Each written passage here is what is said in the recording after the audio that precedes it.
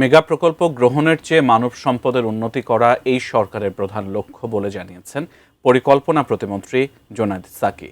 এদিকে বিদ্যুৎ, গ্যাস সহ জ্বালানি নিরাপত্তা নিশ্চিত করা না গেলে বিনিয়োগ ও কর্মসংস্থান মুখ থুবড়ে পড়বে বলে মন্তব্য করেছেন ডিবেট ফর ডেমোক্রেসির চেয়ারম্যান হাসান আহমেদ চৌধুরী কিরণ। বিস্তারিত সাইমুম জান্নাত প্রভার রিপোর্টে।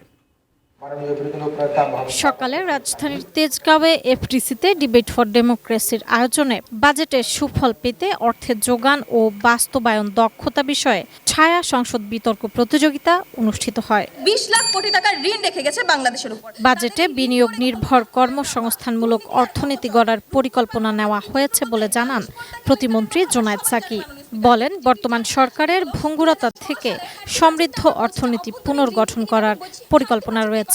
নতুন করে যেন লুট না হয় সেজন্য ব্যাংকিং খাতে জবাবদিহিতা নিশ্চিত করা হবে বলে জানান। প্রতি বছর ব্যাংক ঋণ আমরা কমিয়ে যেতে থাকবো এবং অভ্যন্তরীণ আয়ের উৎস অথবা যে বাংলাদেশ কেন্দ্রিক বিনিয়োগের যে নানান রকম দেশীয় এবং আন্তর্জাতিক ক্ষেত্রে আমাদের যে জায়গা সেগুলোকে আমরা বর্ধিত করব।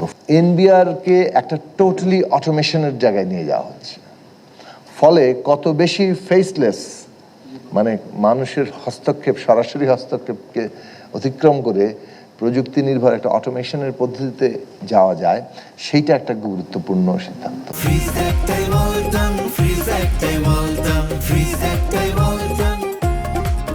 এদিকে টাকা ছাপিয়ে তারল্য সংকট মোকাবেলা করা হলে মুদ্রাস্ফীতি আরও বাড়বে বলে মন্তব্য করেন ডিবেট ফর ডেমোক্রেসির চেয়ারম্যান হাসান আহমেদ চৌধুরী কিরণ।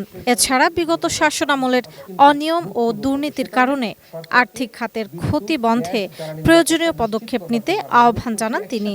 বৈদেশিক বিনিয়োগ ও কর্মসংস্থান বৃদ্ধি করতে শিল্প কলকারখানায় গ্যাস বিদ্যুৎ সরবরাহ নিশ্চিতের প্রতি গুরুত্ব আরোপ করেন তিনি।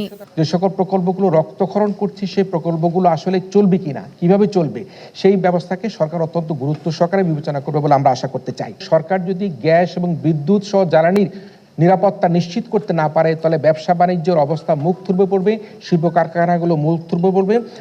ছায়া সংসদ বিতর্ক প্রতিযোগিতায় সরকারি দল প্রাইম এশিয়া ইউনিভার্সিটিকে হারিয়ে জয়ী হয় বিরোধী দল কুমিল্লা ভিক্টোরিয়া সরকারি কলেজের বিতার্কিকেরা। প্রতিযোগিতা শেষে অংশগ্রহণকারী দলকে ট্রফি, ক্রেস্ট ও সনদপত্র প্রদান করা হয়।